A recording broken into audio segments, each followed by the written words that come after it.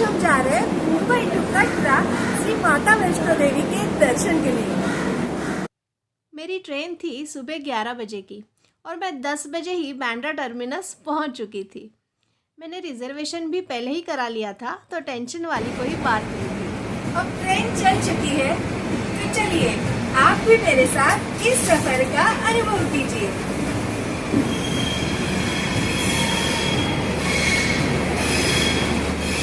जैसे ही ट्रेन चल पड़ी, माता रानी के जयकारे के साथ हमारा ये सफ़र शुरू हुआ। ये सफ़र पूरे 30 घंटे का है और ये सफ़र है तकरीबन 2000 किलोमीटर का। थोड़े ही समय में 1:30 बज गए और हमारा खाने का समय आ गया। Now it's lunch time. अब हम खाना खा रहे हैं। ये जो खाना है वो हमने घर से ही बना कर लाया है। ट्रेन में इस तरह से खाने का मजा ही कुछ और है। मैं जिस फैमिली के साथ सफर कर रही हूँ, अब मैं उनका छोटा सा इंट्रो देती हूँ। मेरे साथ है मेरी माँ, ये है मानसी मुरडकर, ये टीवी सीरियल एक्ट्रेस है। मेरी मराठी ऑडियंस जो है वो इन्हें जरूर से जानती होगी। ये है हमारी अश्विनी जी और ये है इनका बेटा अमेय।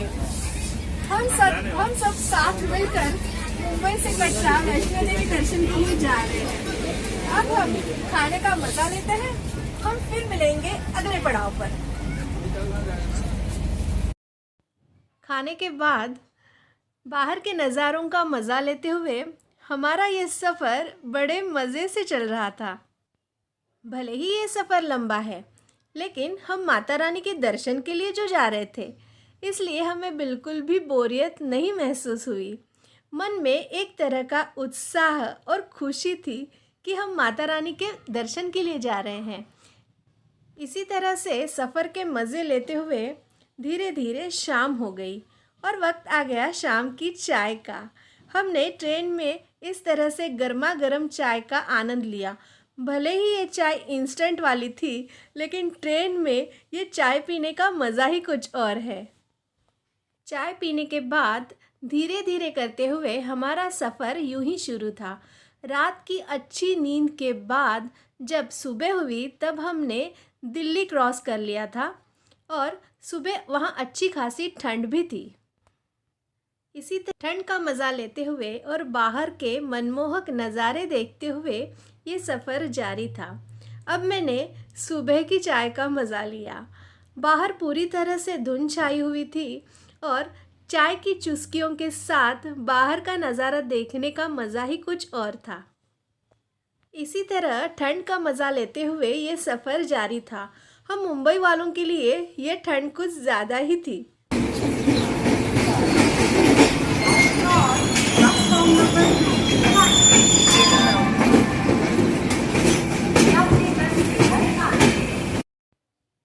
अब हमने अंबाला जंक्शन क्रॉस कर लिया था। थोड़ी देर दरवाजे पे खड़े होकर फ्रेश एयर का मज़ा लेते हुए मेरा ये सफ़र जारी था। इसके बाद गया ये लुधियाना जंक्शन। हेलो फ्रेंड्स, हमने 11 नवंबर को सुबह 11 बजे की स्वराज एक्सप्रेस से मुंबई टू कटरा का सफर शुरू किया था और अब हम जस्ट जम्मू तवी स्टेशन पहुंच चुके हैं।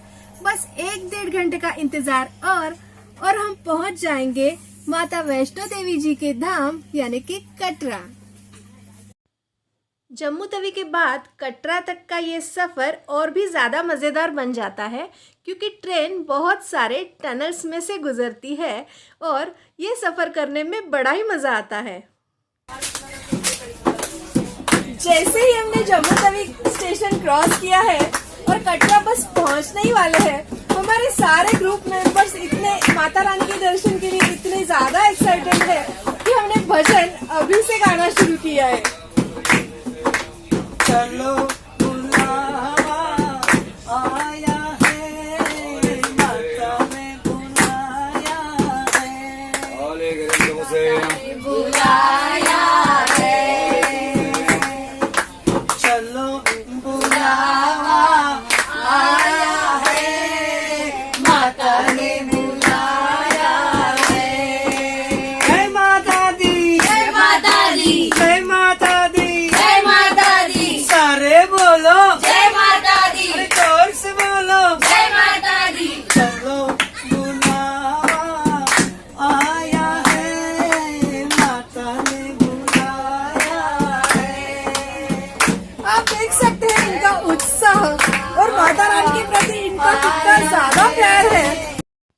आखिरकार हमारा 30 घंटे का इंतज़ार हुआ ख़त्म और हम पहुंच गए माता वैष्णो देवी जी के धाम यानी कि कटरा।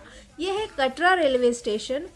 कटरा में बहुत ज़्यादा भीड़ थी और कोविड के गाइडलाइंस के अनुसार हम RT-PCR का टेस्ट करा के ही गए थे। 12 तारीख को शाम को 6 बजे हम कटरा पहुंच गए और दूसरे दिन सुबह हम निकले माता वैष्णो देवी जी के दर्शन के लिए। यह है दर्शनी द्वार जहां से एंट्री होती है। सर्टिफिकेट में दिया जाता है हमारी कोई दुकान नहीं आपको। अंदर जाने के लिए यहाँ पे बहुत बड़ी लाइन थी। इस लाइन से गुजरते हुए हम अंदर पहुँचे और हमने घोड़े बुक किए। अर्धकुंवारी तक हम घोड़ों से जाने वाले थे और घोड़ों का किराया यहाँ पर जो फिक्स है वही देना होता है। यह है बाणगंगा का नज़ारा। अर्धकुंवारी तक की चढ़ाई एकदम खड़ी चढ़ाई है। 6 किलोमीटर का ये रास्ता हमने घोड़े से ही तय किया और आगे हम पैदल जाने वाले थे। घोड़ा चलाने वाला आदमी हमारे साथ ही चलता है तो डरने वाली कोई बात नहीं। यह है प्रथम दर्शन जो है चरण पादुका। यह है चरण पादुका मंदिर।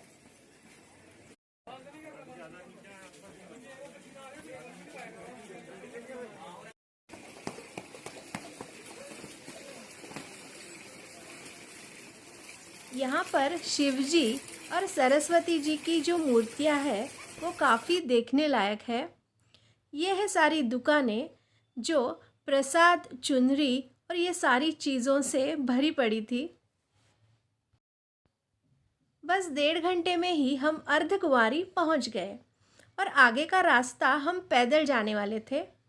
वहाँ पे बंदर बहुत ज़्यादा है तो चलते वक्त अपना मोबाइल फ़ोन और कैमरास संभाल कर ही चलिए। यह है अर्धकुंवारी से दिखने वाला कटरा शहर का नज़ारा। अब नाश्ते का समय हो गया था और सबको बहुत तेज़ भूख लगी थी तो हमने एक जगह रुककर ये नाश्ता किया और चाय पी। यहाँ पर जगह जगह खाने पीने की काफ़ी अच्छी सुविधा है और जगह जगह पर शौचालय भी बने हुए हैं तो दिक्कत वाली कोई भी बात नहीं है। यह है अर्धकुंवारी का नज़ारा। वहाँ पे बहुत ही ज़्यादा भीड़ थी। सुबह 7 बजे हमने श्री माता वैष्णो देवी जी की यात्रा शुरू की थी। अर्धकुंवारी तक हम अब पहुँच चुके हैं। अर्धकुंवारी तक का रास्ता हमने घोड़े से तय किया है और आगे का रास्ता हम पैदल जाने वाले हैं। तो आप भी बने रहिए मेरे साथ इस डिजिटल यात्रा में। तो चलिए चलते हैं।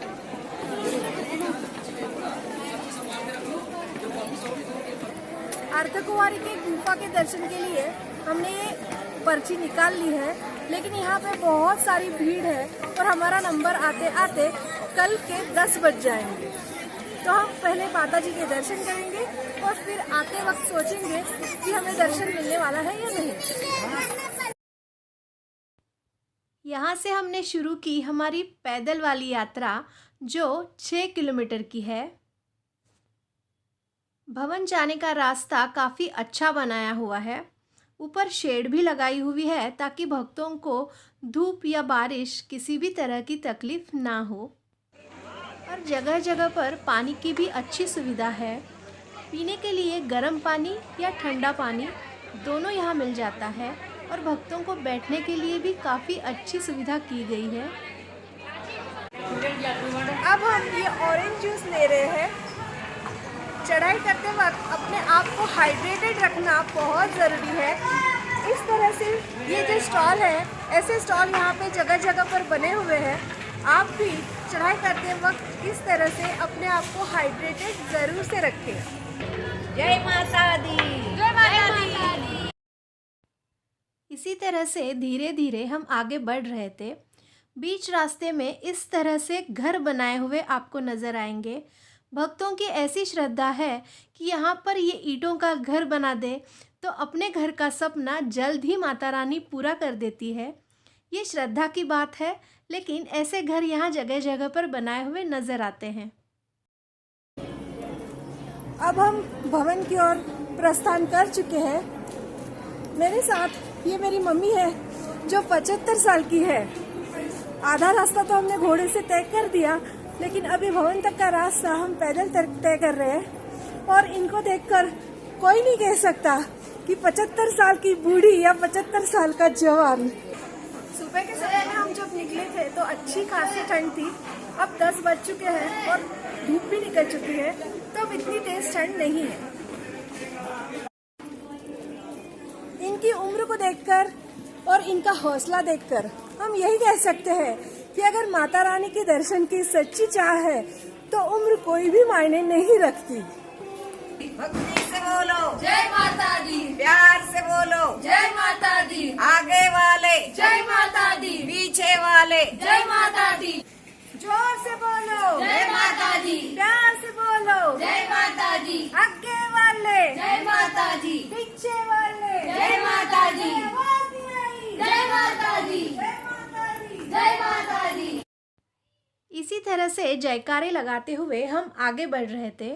जैसे जैसे हम ऊपर जा रहे थे वैसे वैसे ठंड बहुत तेज़ हो रही थी। एक जगह हमें ये आग जलती हुई नज़र आई तो थोड़ी देर वहाँ रुक कर हमने आग पे हाथ सेक लिए और फिर आगे का रास्ता तय किया। इस तरह से हम थोड़ी देर वहाँ रुके और फिर आगे निकल पड़े।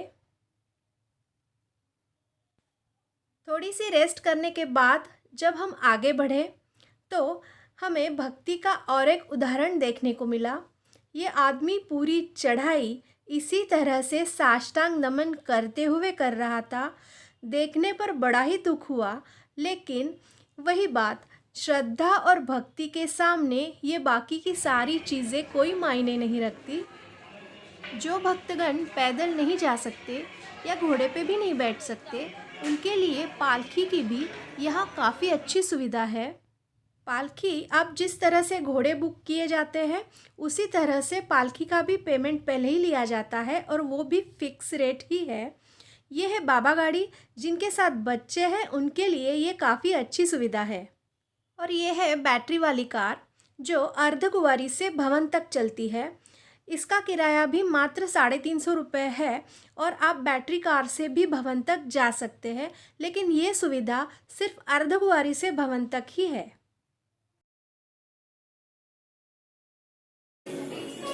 बस 1 किलोमीटर की दूरी और हम माता रानी के भवन पहुंच जाएंगे। जैसे जैसे हम चढ़ाई कर रहे हैं वैसे वैसे ठंड का एहसास बहुत ज़्यादा हो रहा है। बहुत ज़्यादा यहाँ पे ठंड है और हमें स्वेटर पहनने की ज़रूरत पड़ रही है। तो आप सोच सकते हैं हम दोपहर के 3 बजे यहाँ पे हैं और इतनी ज़्यादा ठंड है कि हमें स्वेटर पहनना पड़ रहा है।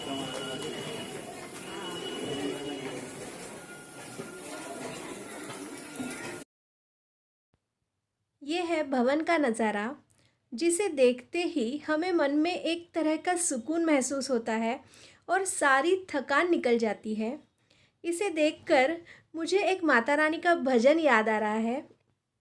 भोर भई दिन चढ़ गया मेरी अम्बे, भोर भई दिन चढ़ गया मेरी अम्बे, हो रही जय जयकार मंदिर विच आरती, जय माँ हे माँ पिंडी रानी आरती, जय माँ हे माँ शेरा वाली आरती, जय माँ। यही भजन मन में गुनगुनाते हुए मैं माता रानी के भवन पहुंच गई। यह है लॉकर रूम जहां पे हमें अपना सामान रखना होता है। हमने अच्छे से दर्शन कर लिए। ये तस्वीर मेरे घर के मंदिर की है। भवन के अंदर कैमरा ले जाना अलाउड नहीं है। दर्शन के बाद हम सब ने खाना खा लिया। ये है कढ़ी चावल। यहाँ पे कढ़ी चावल, दाल चावल या राजमा चावल मिल जाते हैं जो कि काफ़ी टेस्टी होते हैं। यह है रोपवे जो भवन से भैरवनाथ मंदिर तक चलती है, लेकिन इसका समय शाम के 4:30 बजे तक ही है, जो कि हमें बिल्कुल भी पता नहीं था। हम 4:30 बजे वहाँ पहुँचे तो गेट बंद हो चुका था, इसलिए भैरवनाथ तक का रास्ता हमें घोड़े से ही तय करना पड़ा। वहाँ अंधेरा बहुत जल्दी हो जाता है, इसलिए रोपवे बहुत जल्दी बंद कर दिया जाता है। भैरवनाथ तक का रास्ता हमने घोड़े से तय किया लेकिन वहाँ पर भीड़ इतनी ज़्यादा थी कि घोड़ों को रास्ता निकालना बहुत ही ज़्यादा मुश्किल हो रहा था। यह है भैरवनाथ का नज़ारा। ऐसा कहा जाता है कि माता वैष्णो देवी की यात्रा भैरवनाथ के दर्शन के बिना अधूरी है। भैरवनाथ का दर्शन करके हम नीचे कटरा वापस आ गए। यह है ऊपर से दिखने वाला कटरा शहर का नज़ारा। उतरते वक्त बस मन में यही इच्छा थी कि माता रानी हमें फिर से बुलाए और हम दर्शन करने फिर से आ जाए। जय माता दी।